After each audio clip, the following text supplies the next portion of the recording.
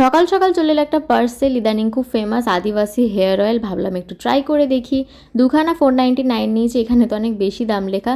যদি ভালো হয় তোমাদেরকে নিশ্চয়ই জানাবো। তারপর লাঞ্চ করলাম, পেঁপে সিদ্ধ আর মাংসের ঝোল। মা তখন সাইড দিয়ে এটা নিবি না ওটা নিবি করছে। ভাইয়ের ভাত মাখছে আর ওর আসার নাম নেই। আমি বিকেলবেলা বেরোনোর জন্য রেডি হলাম আর তখনই বৃষ্টি নামতে হলো। বৃষ্টি থামলে ভাই আমাকে একটু সাইকেল করে অটো স্ট্যান্ড অব্দি ছেড়ে দিয়ে এলো। আমি যাচ্ছিলাম সোদপুরে। প্রথমেই আমরা গেলাম জুডিওতে, আমি একটা জুতো কিনলাম আর দেবের একটা জামা এক্সচেঞ্জ করার ছিল, সেটাও করে নিল।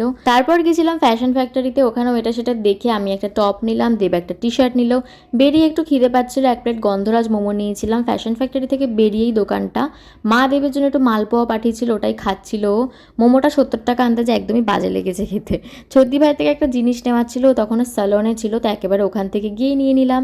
তারপর বাড়ি এসে আমি আর মা একটু বিগ বস দেখলাম, দিয়ে ডিনার করে নিলাম। তো চলো, ভিডিওটা ভালো লাগলে লাইক করে দিও, সাবস্ক্রাইব করে দিও। আজকের মতো টাটা।